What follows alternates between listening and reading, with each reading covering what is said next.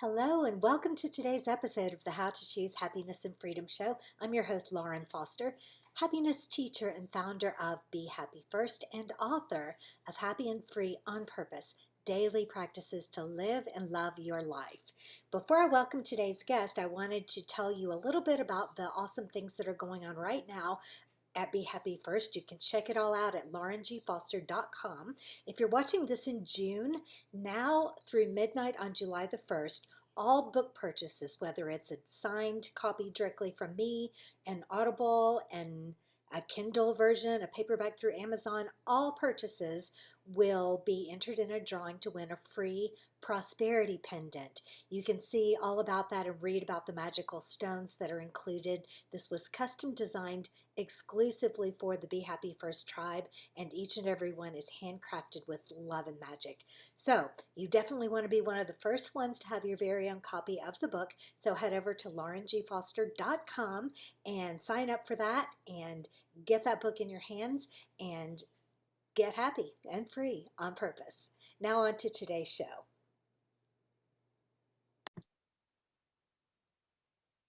I am so thrilled and happy and honored to be talking with Susan Burrell today. I met her through the universe just bringing me guests that I wanted. And, when you ask, it is given. So we're going to learn today from Susan how to live your empowered life. She's an intuitive healer and spiritual guide. She has a podcast called Empowering Chats with Susan Burrell, and her website is susanburrell.com. Welcome, Susan. Thank you, Lauren. Wow, that was a big toot in my horn. Woohoo! Yeah, well, it was easy. I only spoke the truth. And Lacey came over to say hello too. Your dog's name is Lacey. Her My name dog's, is Lacey. hi, Lacey. My dog's name is Macy.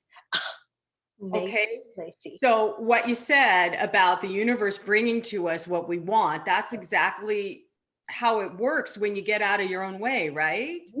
Yeah, that's exactly right. So tell us about you. We had a little bit of time to chat before, and I know you've been, sharing meditations for many, many years, and you've been in TV. And so tell us who Susan is and let us get to know you.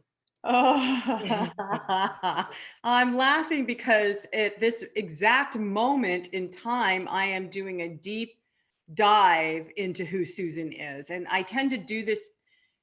I won't say it's cyclical. It's just like oftentimes something happens, there's a hard stop, and I hear very clearly, sit down and take care of yourself. So that's what I've been doing. But so I've been teaching spiritual principle and supporting others in learning how to develop their own spiritual path, if you will, and practice. And I've been doing that for I figured this out the other day, over 25 years. So yeah, who knew? And so consequently, because I teach that, I have a really high integrity meter that I gotta walk my talk. So that's consequently the hard stop of, now who is Susan, and I actually think that that's important definitely every decade when you turn that decade corner, but every couple of years to reassess yourself. And that's something I didn't do when I was younger. I didn't know who I was in my teens and 20s and 30s. And it took in my 50s, filing for divorce after 28 years to really go, okay, so who am I? I thought I was always going, who am I? And I was studying with shamans and medicine women and, and meditating. But I didn't know until everything fell away. Everything fell away. All the physical stuff, my marriage, my house, my blah, blah. But that was also the internal stuff had to go. Which I'm working on again. The internal shaming, blaming myself, resenting.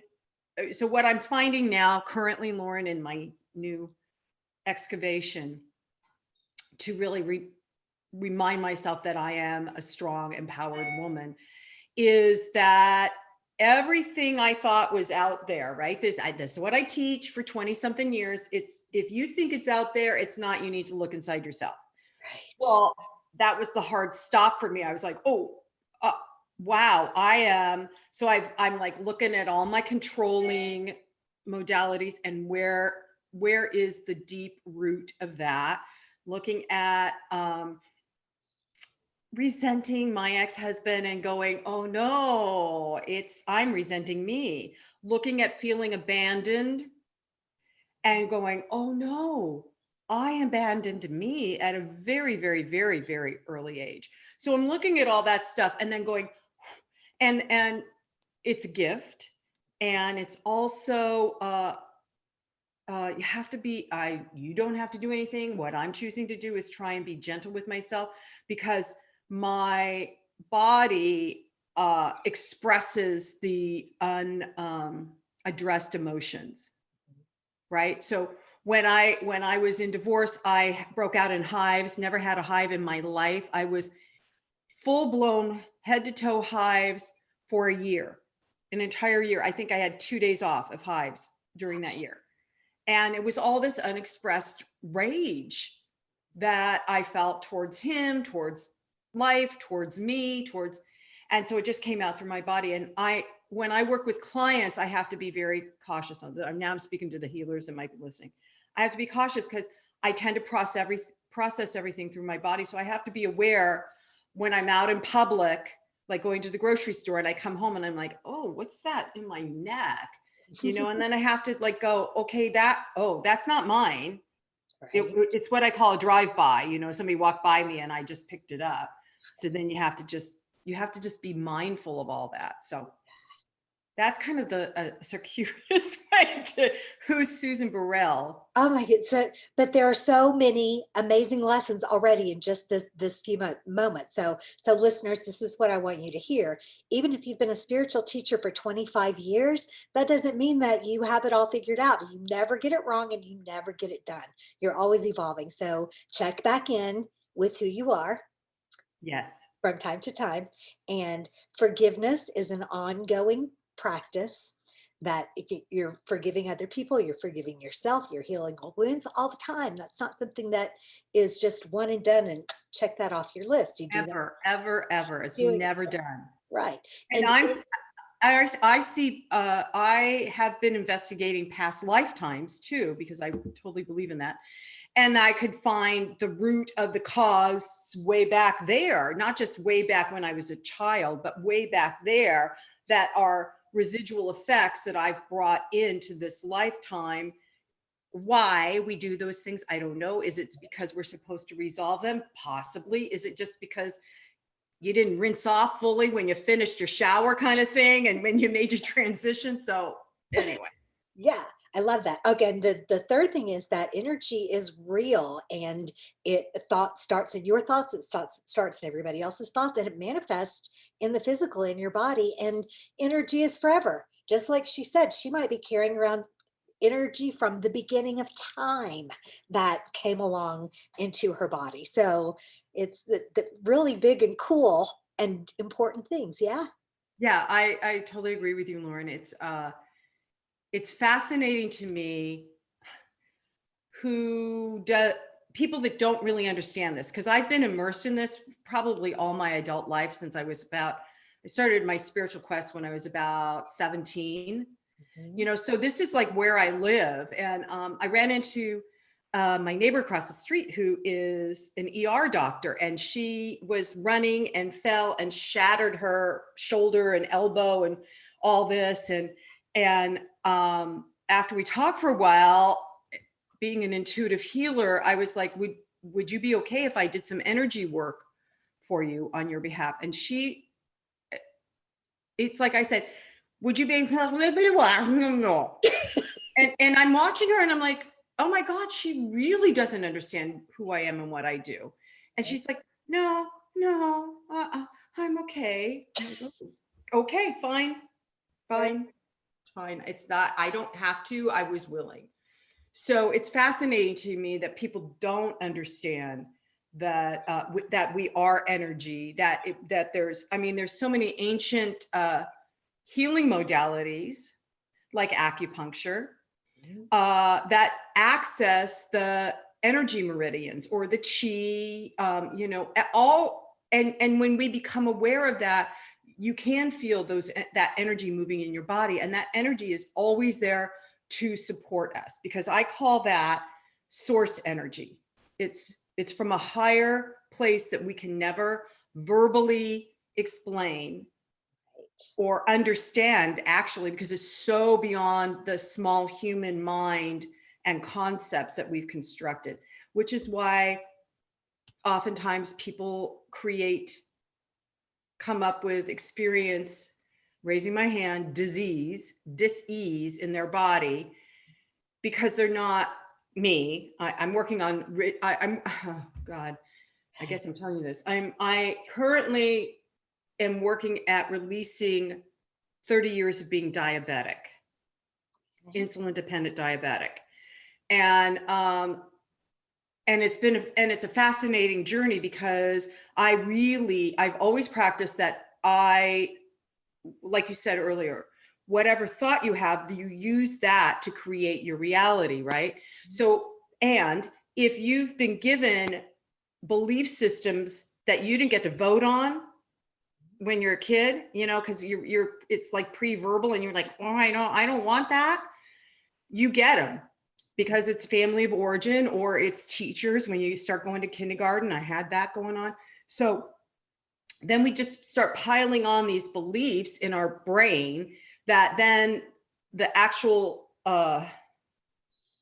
funnel, conduit of spirit, conduit of source energy gets clogged, just like in plumbing, right? When your pipes get all clogged. And so it gets clogged, and then it's very challenging unless you really are diligent about consciously transmuting, not just evolving, but transmuting your beliefs, your energy system, and your physical body. And then we have other bodies. We have mental and emotional bodies, and we have etheric bodies that go beyond this touchy-feely physical thing we're in. And being consciously aware of transmuting, clearing, purifying in a very aligned, right? Aligned, holistic way. And I just want everybody to know there is this amazing, loving frequency that is constantly trying to get in, right? Constantly trying to love and support us. And when you open up your consciousness and begin to clear your energy channels, you can feel that energy, that frequency. And what happens is that frequency then will take care of you, will clear you. So it's, for me, Lauren, it's been moving from how do I manifest a parking space and a beautiful car and a loving, kind man, to how do I live in full alignment with this highest frequency of love, live as love, act from love, serve with love, just be love. And that's a more challenging thing than, finding the divine right parking place. Right. But don't you find that when you are living in that way, the parking space shows up anyway, and so does the car, and so does the man, and so does the money, all the things. So you just said in a different way the whole theory and concept behind Be Happy First. So thank you for reframing that in that beautiful way. You're welcome. And I would say what I've learned in my where I'm at now thing is, because I had to start at the outer manifestation. Oh, let me see that car. And I even got to where I'd come to a stoplight and I'd just say green, please, and it would change. I thought I was doing all that. Maybe I was, I don't know. Right. But now I've gotten to where my intention for the last few years since I got divorced, was to live from the inside out, to really know who Susan is, to love and respect myself more than I ever have in my life. And that's an ongoing process for me, having kind of tried to work it from the outside in, A lot of people, when they meditate, they think that they're opening up so the outside can come in. Here's the key. The outside isn't coming in. outside, what you think is outside is already in. That's that frequency of love that all you have to do is just realign and awaken within yourself, within your heart. That's where I work from. And recognize that it's already there. All the things that we think we need, we lack, we don't have, like, oh, I have, people, oh, I just want peace of mind. Okay, just, you got it. You already are that. Oh, I just want to be creative. Hello, then open up yourself to that, because you already are that. There's nothing we don't have already implanted and seated within us. And it's just our conscious awareness that goes, okay, I'm going to activate this new experience from within me, not going out. Because then, like you said, then you'll find that the right person shows up to do, so you can be in partnership, or you can do the thing that you think you're going to do, or other pieces come in. But that's because you already recognize that you are that. Mm-hmm. Yeah. And you attract what you are, and you're a vibrational match to those things. Okay. So I want to talk about how most of the world, you and I get this because we study it, we teach it, we're immersed in it, and we're continually transmuting ourselves in this way. But how do we take someone who feels as if life is happening to them, and implant the knowledge in them that they are the creator? How do we start them? How do we get them that belief that they can start from to begin going within? What's the first thing they can do? Okay, so it sounds to me like you're asking a question for other healers on how they're going to, and coaches and counselors, how they're going to work with a client. No, actually, I want you to speak directly to my listeners and tell them how they can convince themselves that they are a divine being. Hey, Lauren, you asked for it. Oh no. I do. All right. So here's the bottom line truth. And it's just like what my neighbor across the street, who's a doctor, who doesn't believe anything but her medical training, right? The science, the facts, and we've just gone through a year and a half of trying to find where the truth is. And it's become so convoluted because everybody's listening to outside sources. And my prayer this year was that people will listen, turn within, and listen within. So if you're looking to learn how to transmute yourself, first you have to be willing. You have to really be willing to do the investigation. And the investigation sometimes for people feels very scary. Like we all think we have these really ugly spots inside ourselves. And sometimes they become the really ugly thing that the medical community has to take care of. And so we get afraid to look inside, what is that? What is that? But you have to be willing to change. You have to be willing to dedicate yourself to some kind of spiritual practice. And that doesn't mean you have to sit, on a cushion and ohm yourself into bliss, because we're not here. We're here to be blissful, but we're here to walk.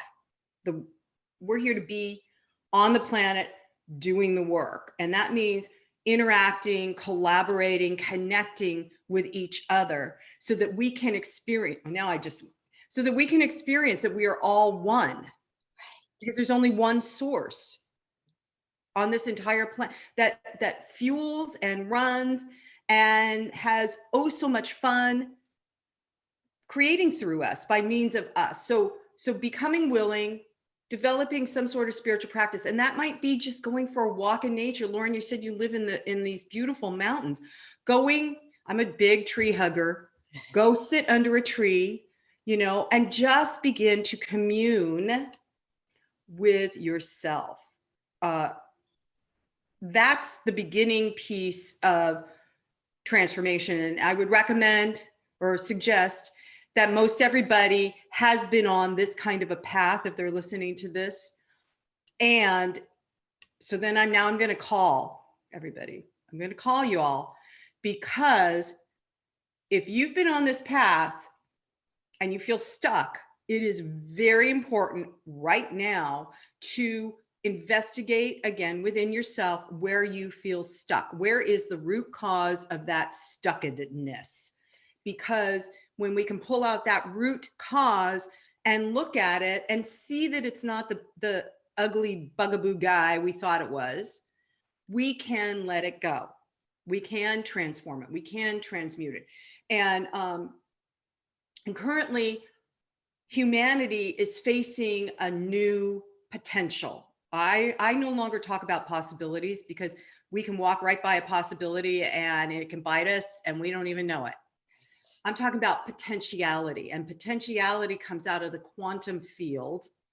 If you want to talk science, the quantum field, where there are multiple potentials constantly. Each and every one of us has multiple potentials of how we choose to live, what our life is going to be like. And then at any point we can step into another potential. So this to me, Lauren, is that whole Abraham Maslow pyramid, where you start at the bottom and you're in survival, and then you got to work your way up into loving yourself. And at the top is actualization, where you really live in that state of happiness or peace or creative harmony or whatever. But then there's another piece of that pyramid that we are now able to investigate and enter into, and that is an inverted triangle, an inverted pyramid. There's more potentials besides just self-actualizing while you're here in this body. There's multiple dimensions and multiple.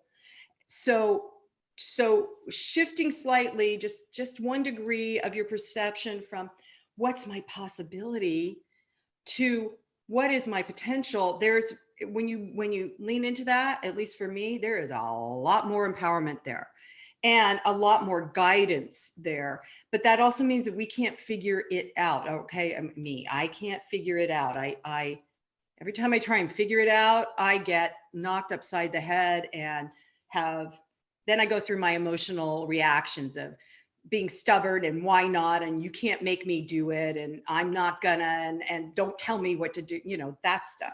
Yeah, that's me. I mean, I can't imagine I'm the only one doing that. But so you have to be willing, and then you have to commit to some sort of spiritual connection within yourself daily. And I do a lot of journaling. I bought a bunch of new journals and started journaling again this year, because I wasn't, while I was meditating, there was something else that had to come up that I needed to see. And the actual physical writingness for me helped uncover stuff that I was like, wow, okay, it's time. I'm looking at that. Wow, I don't need that anymore. We'll just get it off my screen in my mind. So right. Yeah, I'm a giant fan of journaling, and of course of meditation. Now, and as I'm listening to you, I'm hearing the voices of different people going, but what about, or but this. So one of these voices said, well, I can't, I try to meditate, but my mind just won't shut up. What do you say to her? You don't need your mind to shut up. Yes. You don't need your mind to shut up. And there's amazing mindfulness apps out there, meditation apps that you can utilize where if you just start by listening to guided meditations, you're halfway there. Because eventually because what you're doing is you're activating that heart wisdom, that intuitive that already knows all your answers and everything. You just were stuck up in this brain system that is run by the little egoic gerbil that runs around going, what am I doing? What am I doing? What am I doing? So when you drop into that heart system, even with guided meditation, you're eventually going to connect with that self within you, that inner source energy within you. And then you'll find that, oh, I can just sit under a tree and my mind just is calm. And you just, and when your mind starts talking, as I do it, you can go down those rabbit holes of whatever the mind's telling you. You can run those stories of, whatever your story is. And, but eventually catch yourself enough that you go, okay, so that good. I thought about that. Now I don't need to think about it right now. I'm going to just reset back into whatever the love is that I am, or the peace that I am, or the joy that I am, whatever you're currently wanting to do. But so Insight Timer is an app that's been around about 10 years. I have tons of guided meditations on there. When the pandemic started, I started doing guided meditations on Facebook Live. I didn't even know how to do a Facebook Live. I mean, there's some of them where I'm sideways and backwards. But so I've got all those meditations are there, and they're specific to whatever. You can find one that's specific to whatever is going on with you, and you can listen to that. And okay, so the meditation thing. The other piece about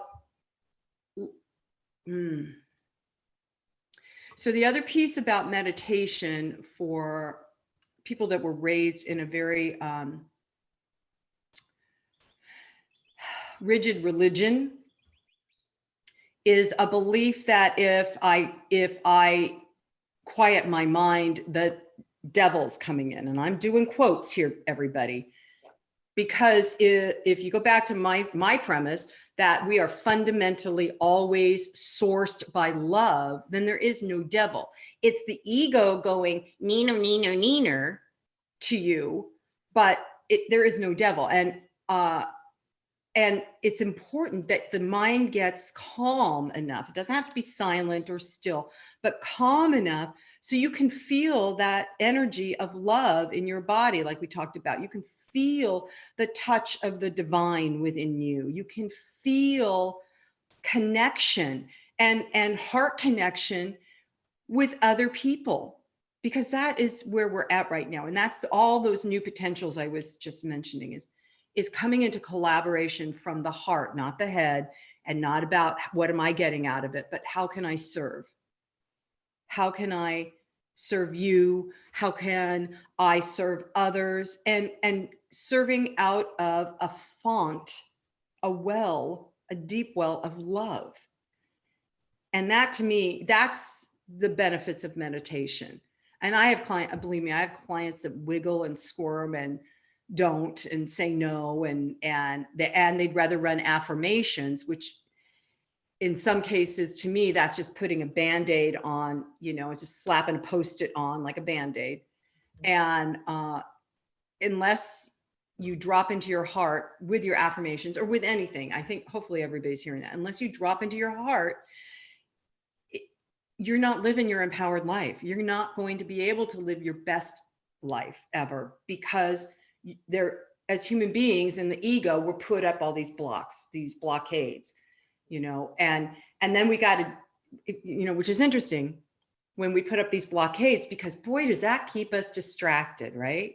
Does that keep us busy? Oh no, I can't possibly connect with myself because I got this huge mountain in front of me that I've got to chop down in order to get to that place where I can meditate. That's just garbage. Yeah, it absolutely is. So, of course, now last week's show was about, or 2 weeks ago, was Michelle Blood and the magic of affirmation power. And so we're not just so you know, we're not saying that affirmations are gunk, but affirmations that come from just your brain that don't involve a deep connection with really feeling the feelings of those affirmations. Did I rephrase that in a Absolutely. They are. In my book, Live Your Empowered Life, a 30-day journey, there's lots of affirmations I personally worked while I was going through divorce. And so I put them in there because I know they worked for me. And my whole thing when I teach is to work the affirmation in the heart center. And so sometimes you have to say it out loud while you're going for a walk. Sometimes you have to write it out several times until the body goes, oh yeah, this is what I needed, because the mind again gets just so busy. But there's lots of teachers when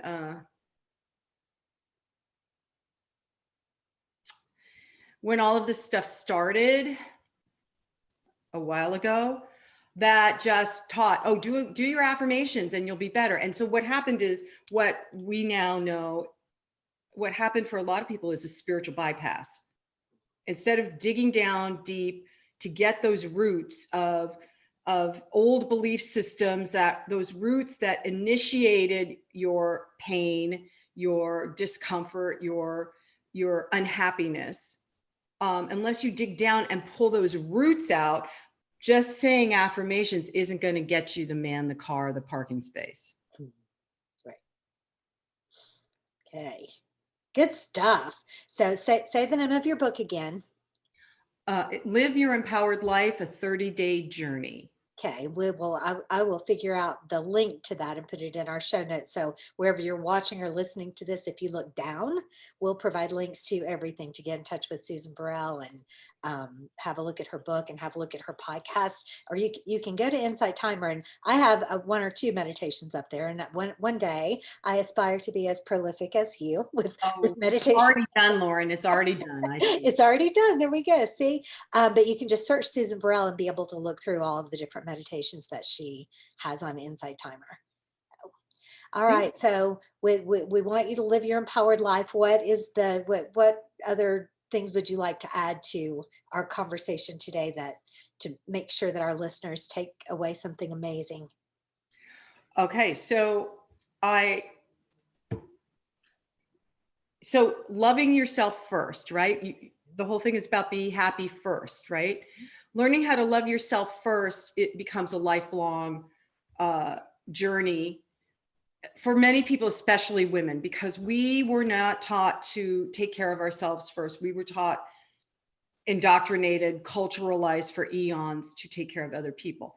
So then learning to love yourself can often feel very uncomfortable and daunting, because we don't have that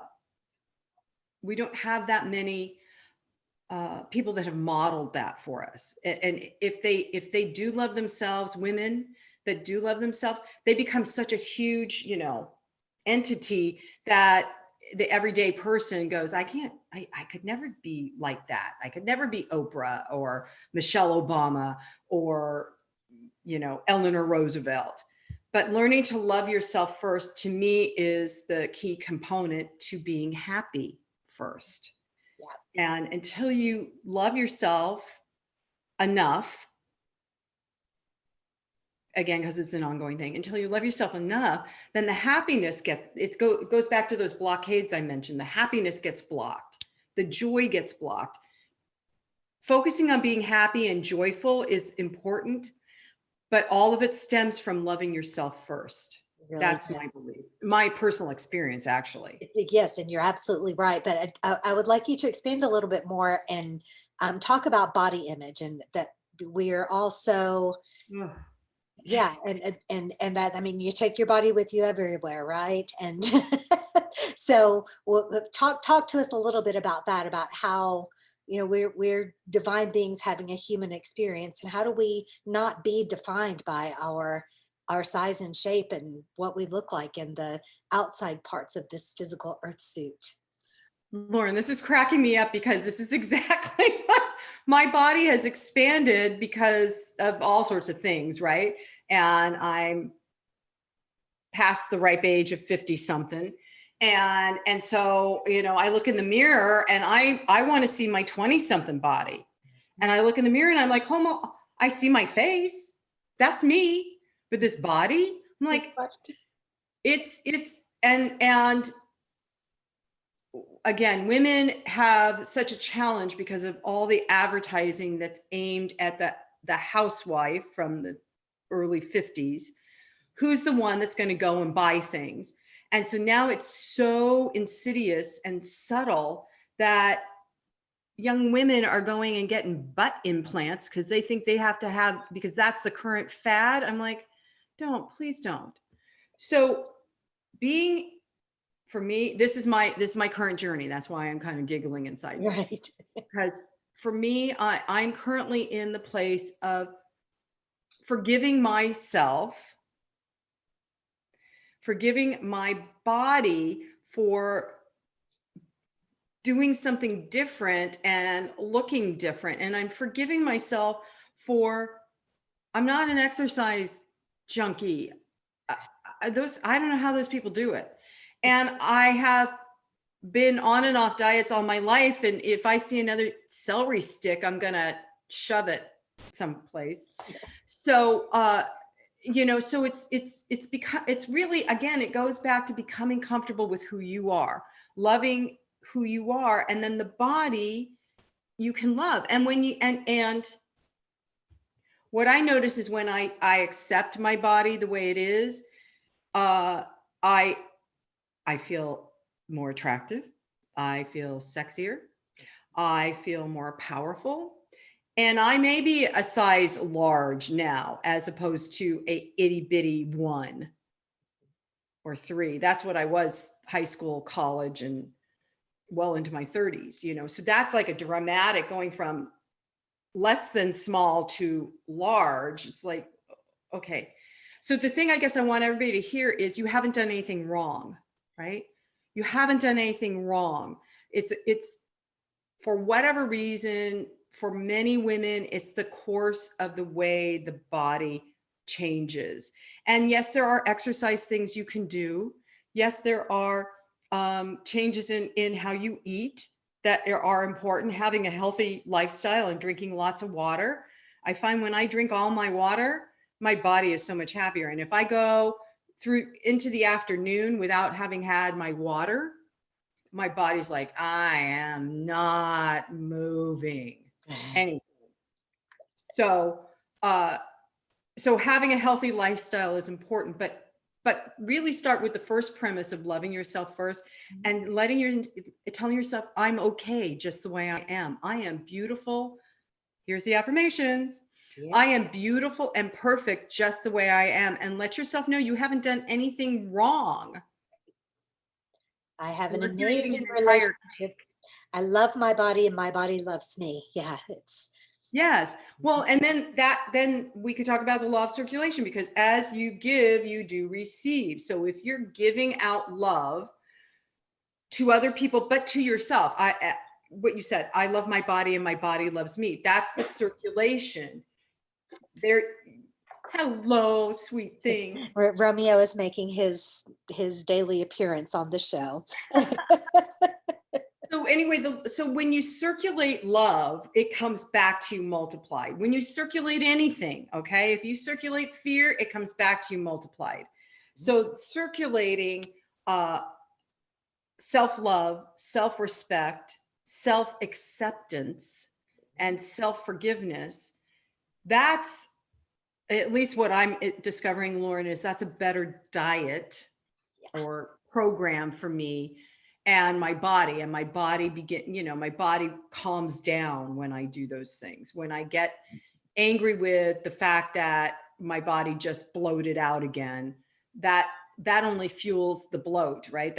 Because it's anger. It's so important to recognize the emotions that cycle through us on a moment by moment basis, because we're human beings who experience emotions. And is it an emotion you want to anchor into the body? Is it an emotion you want to anchor into your life?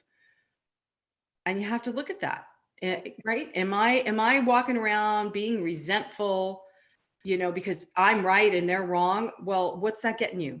Right. It's not getting you anything except probably more bloating. Yeah, exactly. So, one of my favorite phrases, would you rather be happy or would you rather be right? And yeah, a lot of us would rather be right. Which is fascinating, isn't it? And to recognize, I got that going on every once in a while. I get in that twist. I'd rather be in control. Yeah. But it makes, my current spouse is so fabulous, because he'll ask me the exact same thing. What does that get you? If you're being angry, what's it getting you? And I'm like, I don't know. I just want to be angry right now. Leave me alone. Awesome. Well, what an amazing interview, Susan. Thank you so much for being here. Oh, it's my pleasure. Established. Well, I'm going to stay in touch with you. We're going to be just like this. I'm going to go listen to your meditations and listen to your podcast. And yeah, life is good. Life is good, and you have to work at it in order for it to be good. You can't just lay around and eat bonbons or chicken nuggets or something. Yeah, we'll expand on that on another show. Awesome. Thank you again. And For everybody else, it's susanburrell.com, and you can learn about her book. You can learn about her podcast. You can get to everything related to Susan from there, right? Right. Right. Exactly. And be sure to go and check out all of the great free gifts that we have with the Happy and Free on Purpose book launch. You can find that at laurengfoster.com. And we're going to get out of here. I'll see you next week. Say goodbye, Susan. Bye, everybody. Thanks for listening. Right. Until next week, remember that happiness is a choice. You can always choose to be happy first. I'll see you next week.